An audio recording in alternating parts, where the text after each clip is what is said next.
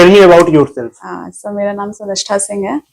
मैं बहराइच डिस्ट्रिक्ट की रहने वाली हूँ, जहाँ से मैंने अपनी स्कूलिंग की है जी। उसके बाद मैंने ग्रेजुएशन इजाबेला थॉर्बन कॉलेज से किया है और उसके बाद मैं इस प्रिपरेशन फेज में हूँ। मैम अटेम्प्ट आपका कौन सा रहा इस बार यूपीपीसीएस में, और मीडियम क्या रहा है? सर मेरा मीडियम इंग्लिश है और मेरा ये 5th अटेम्प्ट था। ओके, इससे पहले आप यूपीएससी के लिए कुछ? सर हाँ, मेरी यूपीएससी जो मैंने शुरुआत की अपनी जर्नी, तो मेरा पूरा फोकस यूपीएससी पे ही था जी। तो वहां से शुरुआत किया, वहां भी मैंने 2 मेंस लिखे हुए हैं। बट यूपी पीसीएस से जब से सीरियस हुई, कुछ ऐसा हुआ मेरी लाइफ में, मेरे ग्रैंडफादर वो हमेशा चाहते थे मुझे ऑफिसर बनते हुए देखना, और वो चले गए। मैं उनका ये अनफुलफिल्ड ड्रीम था, तो मुझे थोड़ा सा लगा कि मुझे थोड़ा और सीरियस होना चाहिए, पीसीएस को भी इक्वल एफर्ट देने चाहिए।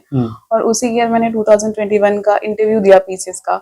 फिर अभी 2022 में फिर यूपीएससी मेंस दिया, जो नहीं हुआ, बट 2023 में फिर पीसीएस के थ्रू मुझे ये रैंक मिली। तो ऐसा कुछ। तो मैम आपके 1 से लेकर 4 तक की स्ट्रेटजी क्या रही है जी? सर देखिए, मैं पहले तो ये कहूंगी कि कई बार कंफ्यूजन होता है, लोग प्रीलिम्स और मेंस को अलग समझते हैं। मैं कहना चाहती हूँ वो इंटीग्रेटेड प्रिपरेशन होती है, साल भर का पूरा साइकिल है प्रीलिम्स मेंस और इंटरव्यू का। तो उस पूरे फेज में अगर आप 1 साल पहले तैयारी कर रहे हैं, तो आप ये सोच के नहीं करेंगे कि आपको पूरा साल प्रीलिम्स के फैक्ट्स या डेटा पढ़ना है या कुछ भी। आपको एक तरीके से एनसीईआरटी शुरू करनी है, सारी बेसिक बातें समझनी है, सारी चीजों के कॉन्सेप्ट्स क्लियर करने हैं। उसके बाद ये आप मेंस की तैयारी करें। कुछ स्टैंडर्ड बुक्स हैं, जैसे पॉलिटी के लिए लक्ष्मीकांत है, मॉडर्न हिस्ट्री के लिए स्पेक्ट्रम है, इनको आप रफली देख सकते हैं। ये नहीं है कि आपको पूरा बल्कि बुक पढ़ना है, जो इम्पोर्टेंट पोर्शन है उसे आप देख सकते हैं, उससे आपकी मेंस की प्रिपरेशन होती रहेगी। और उसके बाद आपका जब प्रीलिम्स एग्जाम पास होता है, आप श्योरली 2-2.5 महीने पहले आपको नोट चेंज करना होगा। आपको फोकस करना होगा कि आप डेटा याद करो, आप फैक्ट याद करो, आप पीवाईक्यूज में जितनी चीजें आई हुई हैं उनको रट डालें एक तरीके से। तो ये चीजें आपको करनी है। एंड इंटरव्यू ये बहुत अच्छा साइकिल है कि इंटरव्यू के लिए आपको कुछ अलग से नहीं करना है। आपने मेंस लिखा हुआ है, आपने पूरा जीएस पढ़ा हुआ है।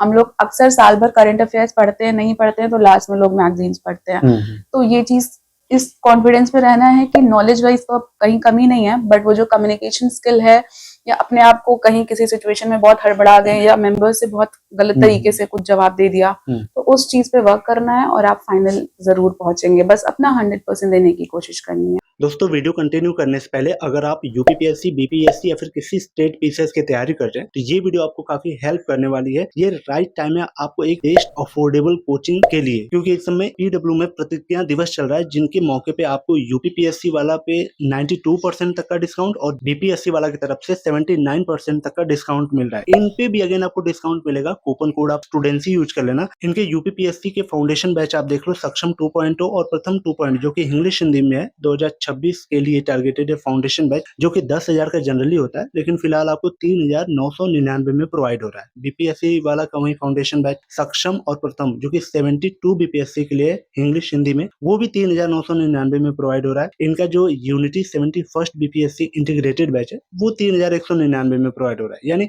इनके जितने भी फाउंडेशन बैच है उन पे बिगेस्ट डिस्काउंट चल रहा है इस समय। तो आप इनके प्रतिज्ञा दिवस के ऑफर का लाभ उठा सकते हैं। डिस्क्रिप्शन में लिंक है, वहां से जाके इन बैचेस को एक्सेस कर सकते हो, परचेज कर सकते हो, और कूपन कोड स्टूडेंसी यूज कर लेना, आपको अगेन डिस्काउंट मिल जाएगा। देखना, चलिए अपने वीडियो को कंटिन्यू करते हैं। ओके, आपने अभी एक लाइन बोला कि प्री से 2 महीने पहले अपने नोट्स चेंज कर देने हैं और कंप्लीटली फैक्ट्स ओरिएंटेड हो जाना है। हाँ जी, ठीक है।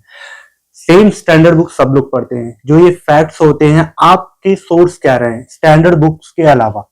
सर स्टैंडर्ड बुक के अलावा मेरा मेन सोर्स रहा है previous year question paper. Previous year question paper से आप जानोगे कि कहाँ पे क्या इंपॉर्टेंट है। जैसे मॉडर्न हिस्ट्री में ये पीछे के जो पोर्शन है 1940 से लेके 47 बहुत इंपॉर्टेंट है, क्वेश्चंस आते हैं, या कोई कमीशन आया हुआ है तो वहां से क्वेश्चन आते हैं। पॉलिटी में आर्टिकल्स इंपॉर्टेंट हो जाते हैं। वो आर्टिकल सर हमारी एक्चुअली स्टैंडर्ड बुक में ही दिए होते हैं, तो है। या अलग से आप कोई पतली बुक फैक्ट की बहुत सारी आती है, आप ले सकते हैं। तो इस तरीके से आप स्विच करेंगे। और जो चीज आप भूल, टेस्ट सीरीज सर एक इम्पोर्टेंट पार्ट है जो मुझसे रह गया। टेस्ट सीरीज पे तो स्पेशली फोकस करना है, चाहे वो प्रीलिम्स का हो चाहे वो मेंस का हो। प्रीलिम्स का है तो आप दे रहे हैं तो आपको 2 घंटे प्रॉपर सिमुलेशन टेस्ट देना है, बिना बोले जैसे कि आप एग्जामिनेशन हॉल में बैठे हो। और उससे भी ज्यादा इंपॉर्टेंट पार्ट है टेस्ट का एनालिसिस। टेस्ट देने के बाद आपको बैठना है, आपको देखना है 150 क्वेश्चन में से हिस्ट्री के कितने आप गलत कर रहे हो, मॉडर्न पॉलिटी के कितने गलत कर रहे हो, और उसके बाद आप वीक पोर्शन अपना पकड़ेंगे। और जब पढ़ाई करेंगे तो उस वीक पोर्शन बहुत अच्छे से फोकस करेंगे। बस इतना ध्यान रखना है कि एक गलती एक ही बार करें। टेस्ट में आए हुए क्वेश्चंस को थोड़ा मुश्किल होगा, लिख के याद करें, बट एक गलती एक ही बार करें। सिली मिस्टेक्स हमें बहुत बहुत ज्यादा कॉस्ट करती हैं। एक एक नंबर से प्रीलिम्स बहुत डाइसी है तो वो रुकता है। तो मैं कहूंगी प्रीलिम्स को पहले क्रॉस करना, ये 2-2.5 महीने जो है, अभी 17 मार्च को पेपर है, तो बहुत अच्छे से इन चीजों पे वर्क करने की कोशिश करनी है। ओके, टेस्ट सीरीज करते समय जो आपसे मिस्टेक्स हो रही हैं, क्या उसको हम लिस्टिंग कर सकते हैं? सर बिल्कुल कर सकते हैं। थोड़ा सा शुरुआत में टाइम लगेगा इस चीज में, थोड़ी आदत आने में टाइम लगेगा, बट अगर आपने 5 से 6 टेस्ट, बस सर बहुत छोटी सी चीज है, 5 से 6 टेस्ट का ऐसा प्रॉपर एनालिसिस करना है कि 150 क्वेश्चन सॉल्व करने के बाद आपको कॉपी लेनी है, A4 शीट ले लीजिए बड़ी सी, लिख लीजिए हिस्ट्री को डिवाइड करिए मॉडर्न, एंशिएंट, कल्चर, ऐसे करके पॉलिटी, ज्योग्राफी। उसके बाद आपके जितने क्वेश्चन गलत हो रहे हैं आप लिख लीजिए 1 2 3, और उसके बाद देखिए कि उसमें से भी क्या गलत हो रहा है, फैक्ट गलत है या कॉन्सेप्ट में कहीं से कमी है। उस बेसिस पे आप एनालाइज करिए कि भाई कॉपी में अगर ये लिखा है तो मैंने आज गलत किया, मतलब मैंने थोड़ा केयरलेस हो रहा हूँ, तो उस चीज को ध्यान रखना है कि वो चीज गलती ना हो। बस मैं यही कहूंगी कि बहुत ईजी है ये चीज करना, 5-6 में थोड़ा हार्डवर्क है, 5-6 टेस्ट करने में थोड़ा सा मुश्किल मुझे भी हुई थी, पर जब मैंने किया तो मुझे उसका फायदा मिला है, इसलिए मैं चाहती हूँ आप लोगों तक ये बात पहुंचे। और जो मिस गाइडेंस है या आप लोग कहीं भ्रमित हो जाते हो कैसे करें, टेस्ट कर लिया है, बट ये काम जरूर करें कि टेस्ट के बाद एनालिसिस को बहुत अच्छे से शिद्दत से करने की कोशिश। ओके, कोचिंग के बारे में क्या कहना चाहिए? कोचिंग किया था, सेल्फ या 5 अटेम्प्ट हो चुका, आई थिंक बहुत लंबा एक्सपीरियंस भी रहा आपका, तो कैसे चीजों को इस बार कंसाइज करके फुल फोकस दिया आपने? सर देखिए, कोचिंग इनिशियली मैंने ली थी एक हेल्प के लिए, उसके बाद मेरा सेल्फ स्टडी का फेज शुरू हुआ। तो अगर ऐसा कुछ नहीं है, मैं एक चीज क्लियर करूंगी, बहुत ज्यादा क्वेश्चंस रहते हैं कि कोचिंग बहुत जरूरी है, कोचिंग के बिना हो सकता है, नहीं हो सकता है, तो मुझे बिल्कुल लगता है कि कोचिंग के बिना हो सकता है। बहुत सारे एग्जाम्पल्स ऐसे हैं, आप देखेंगे बहुत सारे टॉपर्स के इंटरव्यूज हैं। हाँ जी, तो ये बिल्कुल ऐसा कुछ वो नहीं बनाना है कि कोचिंग के बिना नहीं हो सकता है। तो कोचिंग आपको बस एक गाइडेंस प्रोवाइड करेगी, उसके बाद मुझे लगता है ये ऐसी प्रिपरेशन है जिसमें आपके एफर्ट्स बहुत मायने रखते हैं। आपको खुद को सेल्फ एनालाइज करना होगा अच्छे से कि आपको आगे कैसे बढ़ना है, PYQs करने हैं, आपको सिलेबस को अच्छे से समझना है और उसी तरीके से अपनी पढ़ाई करनी है कि आप फोकस रहो ज्यादा, बिकॉज बहुत सारे रिसोर्सेज अवेलेबल है। काफी टाइम्स तो हम पढ़ते जाते हैं और हमें समझ नहीं आता हम कंसोलिडेट कैसे करें। तो वो चीज आपको लानी है कि आपको किसी अच्छे रिसोर्स पे संभलना है, रुकना है, उसे एक मेन सोर्स बनाना है। बाकी अगर आप, कई लोगों की आदत होती है इधर उधर से थोड़ा और पढ़ने की, वो अच्छा है। तो ये चीज मन में लानी है कि आपको एक बार तो पूरा अच्छे से बेसिक्स तैयार करने हैं, उसके बाद आप खुद ही लाइन पे, ट्रैक पे आ जाएंगे। मुझे ऐसा लगता है बहुत स्मूथली आ पाएंगे अगर आपने एक बार एफर्ट डाला तो। अब आपके लाइफ में सबसे बड़ा डिस्ट्रैक्शन की बात अगर करें तो कुछ ऐसा रहा है?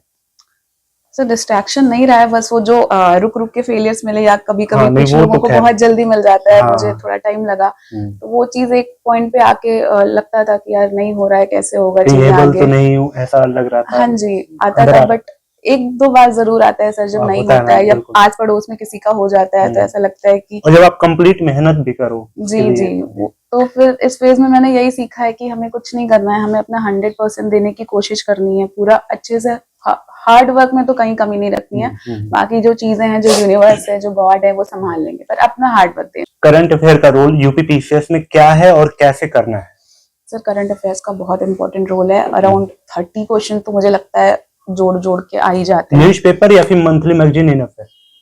सर न्यूज़पेपर तो बहुत अच्छी चीज है, अगर आप चाय भी पी रहे हैं तो पढ़ लिया, या अगर आपके घर में नहीं आता है, ऑनलाइन कोई भी हाँ जी आर्टिकल आते हैं, सारी वेबसाइट चलती हैं, तो वो देख लें, एनालिसिस देख लें, थोड़ा यूट्यूब पे पढ़ा हुआ होता है, तो ये चीज करेंगे तो आप फ्लो में रहेंगे। क्योंकि न्यूज़पेपर में क्या है कि हमारे सिलेबस की चीजें, अब रशिया यूक्रेन वॉर चल रहा है या इजराइल पैलेस्टीन का कॉन्फ्लिक्ट चल रहा है, आप 2 भी राइटर के व्यूज जानेंगे तो आपके दिमाग में कहीं ना कहीं वो चीज रह जाएगी और मेंस के आपके 2 पॉइंट्स तैयार हो रहे हैं। तो ऐसे देखना है, या कोई स्कीम आई हुई है गवर्नमेंट की, वो आपको आराम से पता चल जाएगी। और पेपर हमें ना पढ़ाई से अलग थोड़ा लगता है, पेपर इजिली कर लेते हैं, वो स्पेशली वो हिंदी वाला पेपर। मुझे लगता है अगर आपके घर में कोई भी पेपर आता है, उठा के पढ़ लिया, दादी मम्मी पढ़ती हैं, तो वो चीज बहुत हेल्पफुल होगी। और करंट अफेयर्स के लिए आपको पता है पीसीएस के लिए घटना सार है और ई दृष्टि है, ये दोनों मैगजीन से अगर आप एक भी करते हैं, मैं कहती हूँ, तो अराउंड आप 25 क्वेश्चन तो टैकल कर ले जाएंगे। तो इस तरीके से आप अपनी स्ट्रैटेजी रखें।